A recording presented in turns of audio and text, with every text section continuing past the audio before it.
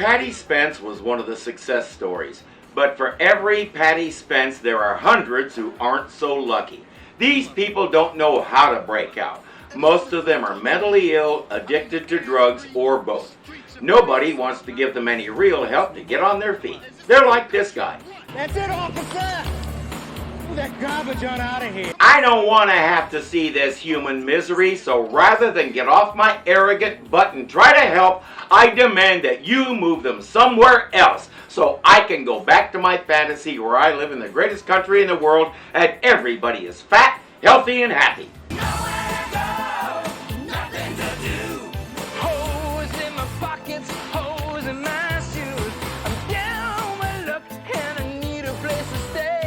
I asked 21st Century Fox for permission to play this next song in its entirety, and they told me no because it's against their policy to license content for YouTube.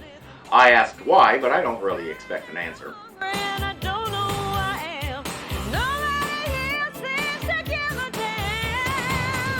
I don't know how it was in LA in 1990, but I know how it is in Tacoma in 2020. You can drive around this city and about every third house is empty, most of them abandoned. Why can't we set these people up in those houses and get them a little stability? Well, they belong to someone. What is Mr. or Ms. someone doing with it? Well, it was seized for taxes and it's being auctioned. Instead of auctioning it, why not put one of these folks in it? There's an enormous abandoned building in the heart of Tacoma, and with a little work, it could probably house close to 50 individuals and families. A few years ago, there were several homeless people living in it, but the powers that be kicked them out and boarded the place up. The reason? Sanitation. When there's no running water, you have to poop wherever you can. And apparently, chasing people out and boarding the place up and making it utterly useless is more cost-effective than turning the water on. Yeah, you said it. Hey, Captain. Yeah. Hey, about this homeless sweep. What about it? Don't it seem kind of, I don't know, just weird. Stupid. Well, yeah. The pins are set up. Here comes the ball. Look, Gaines, you got all kinds of people on the street. Vets, crazies, plain poor people, winos, junkies. And until the politicians decide to do something about it, our job is to move the problem from here to there, so the public thinks we're doing something about it. Steve Right. Not that it'll do any good, because until we get the money out of politics, they're not going to get serious about helping the poor. Any unit that can handle the 415 at the Southland Insurance Company, 9th and Flower. Adam 18, show us handling. What they have is a customer who's rather upset. He insists they can work it out. Officer. What are you going to tell him that you can't tell him in front of me? That I'm crazy? Is that what you're going to tell him? Sir? I just don't know what would give somebody the idea that he's crazy. This matter will be settled. This matter will be settled now. Andy, look out! Vicky. He's not crazy. All he did was shoot a cop over an insurance bill. Surgery to remove the bullet and repair a couple of blood vessels, and she's resting. Ralph isn't. He's really upset. He's telling everybody I screwed up. He was frightened, Andy. Do you think I screwed up? Of course not. I just need you to know. I'd have given anything for it to have been me. The next song is a tender ballad about the bond between partners. Sharing danger together will either destroy that bond or make it stronger than the bond between siblings. Trouble is, Ralph doesn't understand that. He's been in the lab his whole career. He's never been on the street with a partner. Nothing can come between us. You keep me straight and true. But no one knows you better than your partner. So guess what he thinks Andy means? How many times have you discharged a weapon, sir? There have been 8 in-policy shootings in which I felt it necessary to discharge my weapon. There were also a number of incidents where you felt it necessary to use excessive force, weren't there? Let's just say that our views of what is excessive might be a little different. Internal Affairs called it excessive, not me. That's Willa Phelan, the prosecutor who's going to be handling Vincent's case. Sidney got them a practice session so he can see if he dares have Vincent testify or if he'll fall apart under cross-examination. Your rank is D1. That's the lowest rank a detective can have. Right. So what? So what kind of cop keeps getting passed over for promotion? And here it comes. Not only are the questions humiliating, which Sidney told him to expect, but they're coming from a woman. That's too much for Vincent. What kind of cop do you want when it's you? When it's your Mercedes that gets followed home, when it's you that gets roughed up or raped, what kind of cop do you want to show up, huh? One that's been promoted or one that puts the fear of God into whoever he's after? You want to rein him in, Sid? Sidney will do no such thing because while it's true Vince blew the interview, it gave his attorney an idea. Why, we may be able to turn you into an American hero, Vincent. And if we can do that, the issue of guilt or innocence becomes something of a secondary consideration, Translation, it's time for a trial by media blitz. Vincent will hit the talk show circuit and make his case public. And if Sidney hires a better PR firm than the DA does, guess who wins? Elsewhere, Chief Kendrick is seeking counsel from his second-in-command.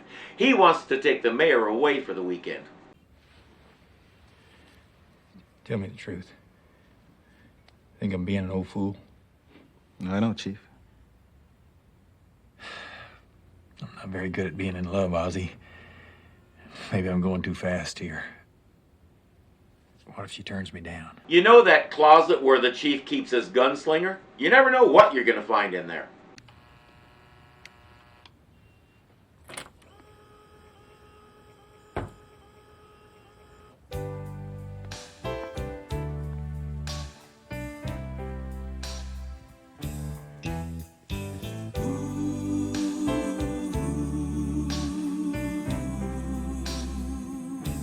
Could even be a team of backup singers. I hope there's a bathroom in there too. Gotta show a little patience when a woman shies away. Gotta watch from a distance, bring her closer day by day. Warren Osborne is also the department's designated quick change artist. Every word you say, that's how to love a woman. Out on the street, Gaines is determined that someone needs to start helping these homeless people.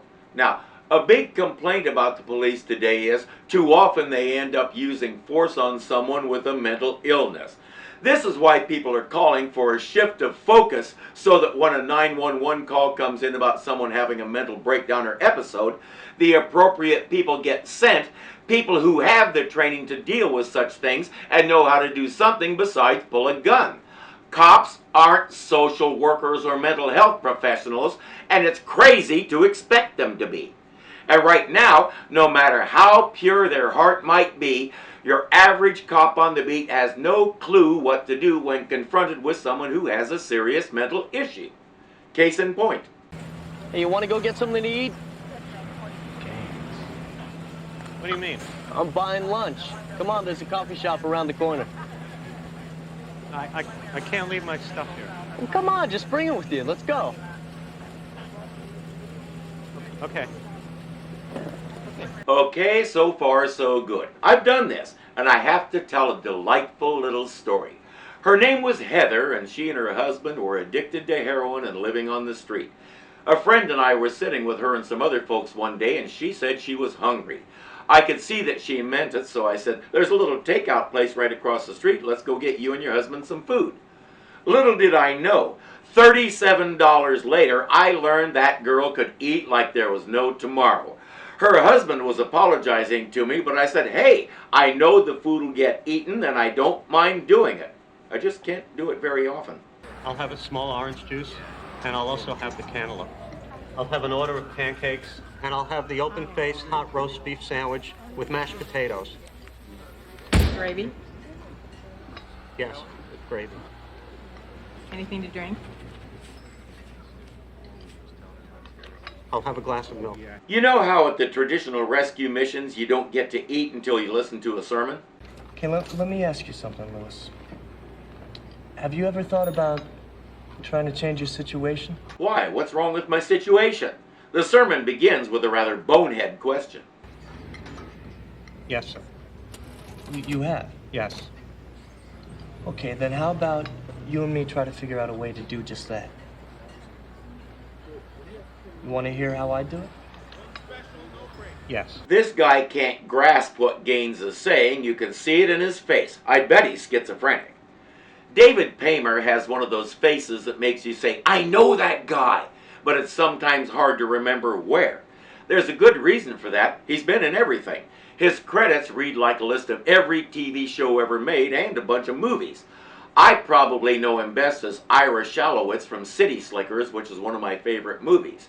Right now, Gaines is talking to him, but I have a feeling he's not hearing much more than a foghorn. Find a bathroom and get cleaned up. Next, you go down on the mission, you get a clean shirt, clean socks, and a clean pair of pants. Now you get a job.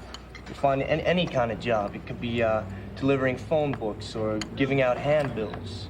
Maybe even mopping up in a fast food joint. Now you sleep in a shelter or at the mission until you save up enough for a room. And once you do that, you're not homeless anymore. He really thinks it's that easy. A friend of mine went to one of those shelters for a while. She was terrified. There was no security, thefts and assaults were common. She was getting a little stipend from the state, and by the time she split with that shelter, they were charging her half her income to let her sleep in her car in the parking lot. Gaines has never taken a close look at the underside of this city. If it was that easy to get out of, there wouldn't be an underside. He needs to pay attention to what the captain said about it. Everything I just said that I would do, I think you can do. The waitress took our menus away. Lewis. I don't remember the open-faced roast beef sandwich, lunch special included dessert. Hey, what the hell is wrong with you, man? You haven't even heard a word that I just said. No hitting.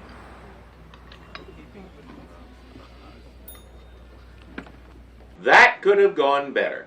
Gaines doesn't know what he's looking at here. He sees a homeless man with a shopping cart full of junk.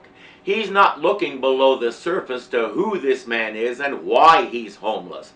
He's most likely homeless because somebody in the 80s got the bright idea to boot all the mentally ill people out of the hospitals where they're protected and cared for and give them their freedom. It's not right to keep them cooped up like that. They have the same rights as everyone else does. Thing is, someone who's as severe as Lewis has no idea what to do with those rights, and you're looking at the result of all that misguided compassion. What have we done to rectify it since then? I think you know the answer. I realize I'm being a little morose this episode rather than my usual jolly self, but this is a difficult subject for me. Some of you know that I have a child with a mental illness. I say child, she's in her 30s now, but we knew there was something wrong from the time she was 4. She spent 5th grade in a mental hospital because she drew blood from her teacher. I became the stay-home parent in our family because she responded better to me than she did to her mother. Not to mention, by the time she was 14, she was as big as I was and a lot bigger than her mother. She's built like a linebacker and she's the most wonderful kid in the world. Unfortunately, she's been saddled with a genetic flaw known as bipolar disorder, plus she picked up a huge chunk of my ADHD. I spent 20 years fighting schools, administrators, social workers, doctors, and courts, and lots of others so she could have the right to a life. And the fight continues because nobody in charge wants to commit any real money or effort into mental health care. As I said before, nothing ever changes except the names of the people who dropped the ball, however well-meaning they might be, like Gaines. All right, look. It's all the money I got on me, okay? He separates out enough for the check and a tip and stuffs the rest into Lewis's pocket. Lewis still isn't sure what's happening. The only thing he knows for sure is the cop is gone and the food is here. Dig in. You said I was a fool. And you were right. You're not a fool. You got a good heart. He really does. What he lacks is knowledge. But I'm not sure Rose knows any more about mental illness than he does, so he might have to get it somewhere else. Thing is, he doesn't know that's what he doesn't know, so he doesn't know that Rose doesn't know either, and therefore neither of them knows that they need to go to someone who knows so they can know too. Kevin, we're all agreed that there's a great advantage to be gained here. I just don't want to see it blow up in our faces. Why would it? Vincent LaRusso isn't that malleable, that's why. This would be fairly raw goods you'd be dealing with. He says we have experts in all the forms of media and we can make him into whatever you want him to be. No problem. And if that's not a song cue. No problem. We don't see any problem. Selling you won't be a problem. Lord, no problem. We're gonna work night and day. Everything will go your way. No problem. This song is flashy, loud, pushy, and full of meaningless fluff. Precisely the techniques they're going to use to make Vince LaRusso into a folk hero. I keep being amazed at how well the music blends into the narrative. Later we'll see Vincent on a call-in radio show gaining support for his defense. Yeah, I think it's about time that we stop persecuting cops like Vincent LaRusso. So you think he's being treated unfairly? I sure do. You know, every time a white man stands up to an African, those in power make it their business to destroy him. Cliff, just out of curiosity, who are those in power? Communists, the Jews, sexual deviants, the bankers. Yeah, great support there.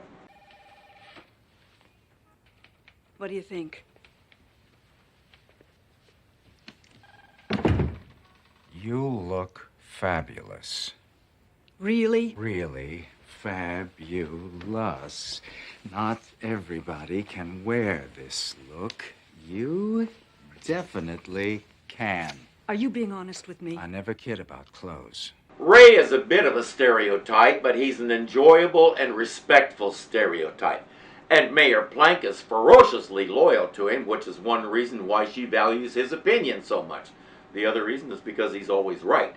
She and the chief hop in a police helicopter and they're off to the Painted Desert to camp out under the stars. Ralph, on the other hand, is in Captain Hollander's office explaining how it was Andy's fault Vicky got shot. I mean, there's no way Campbell could have seen this coming. Well, you're wrong, John.